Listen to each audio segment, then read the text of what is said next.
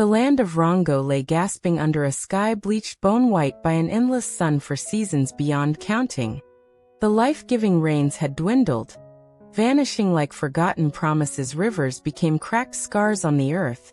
The great baobab trees stood like weary sentinels shedding brittle leaves, and the air shimmered with relentless, thirsty heat. Animals gathered in silent, desperate clusters around hollows where mud had long since turned to dust. The people moved slowly, their songs muted, their eyes scanning the horizon for any hint of cloud that never came. Hope itself seemed to be evaporating, leaving behind a residue of quiet despair and the heavy knowledge that the world they knew might be ending.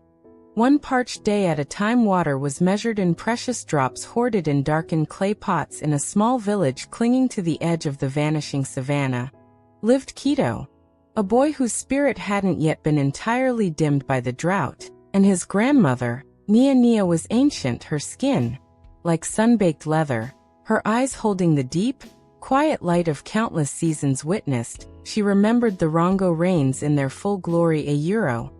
The thunderous drumming on the rooftops, the sweet scent of petrichor rising from the thirsty ground, the joyous roar of water filling the dry riverbeds. Patience, little river, she would murmur to Kito as they sat under the scant shade of an acacia, sharing a single gourd of cloudy water. The sky remembers its song, it sleeps, but it does not forget.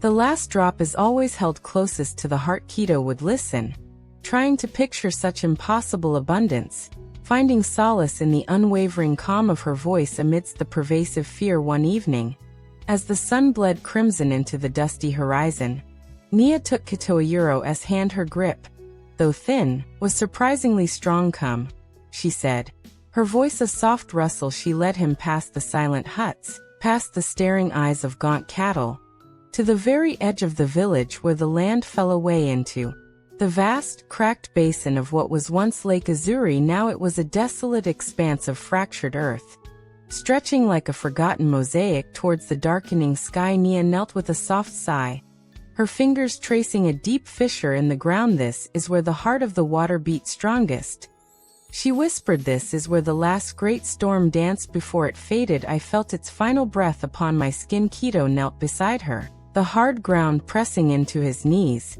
feeling the immense emptiness and the profound weight of his grandmother's memory. The drought tightened its grip. The village elder announced the deepest rationing yet.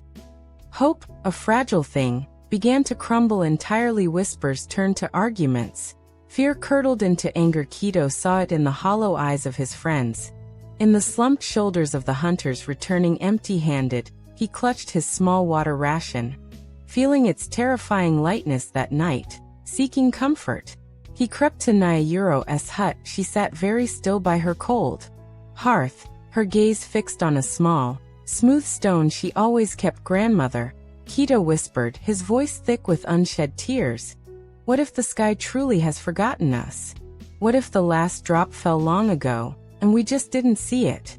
The despair he voiced hung heavy in the still, hot air. Nia turned slowly, her eyes finding his in the dimness. A faint, knowing smile touched her lips. The last drop, she breathed, is not lost. It is held in memory, held in hope, held in the deep roots waiting beneath this cracked skin of earth. It is held a euro. She paused, lifting the smooth stone in her palm, until the moment it is needed most. The sky gathers its strength, Kito it gathers its song. She placed the cool stone into his hand, closing his fingers over it. Tomorrow, at the highest heat, we go to Azuri. We must be ready to welcome it home. Her words, though quiet, carried a conviction that pierced through Kito's fear, planting a tiny, stubborn seed of belief. The next day was the hottest, yet the sun was a merciless white eye searing the land. Dust devils spun like frantic ghosts across the barren lakebed. Kito helped Nia walk the long path to Lake Azuri's center. Every step was an effort in the suffocating heat. They reached a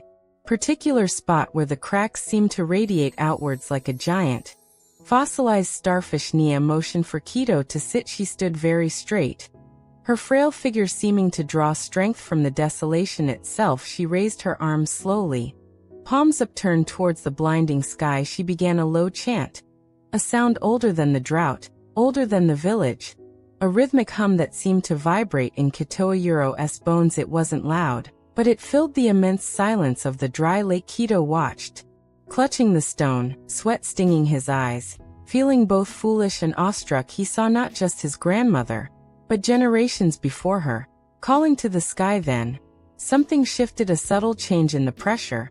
A faint sigh in the air. Kito looked up high, impossibly high. A single small cloud, white as a dove's feather, drifted across the sun's fierce glare. Nia's chant softened, became a single, sustained note of pure welcome. A breath of cooler air touched Kito's cheek. He held his breath. And then, it happened. From that solitary cloud, one single, perfect raindrop fell. It caught the sunlight, sparkling like a tiny diamond as it tumbled through the vast, dry air. Time seemed to slow. Kito watched its impossible descent. It fell straight and true, landing with a soft, almost inaudible plink right onto the smooth stone Nia had given him. Held tight in his cupped hands, the impact was a cool, tiny kiss against his skin. Kito gasped, staring at the bead of pure water trembling on the stone. He looked up, his eyes wide, wanting to share this impossible miracle. But Nia was no longer standing beside him. He saw her then, a small, still figure lying peacefully on the cracked earth a few steps away, a serene smile gracing her ancient face. Her journey complete. Tears, the first free-flowing water the land had seen in seasons, streamed down Kito's cheeks, mingling with the precious drop on the stone as his tears fell onto the parched ground where Nia lay.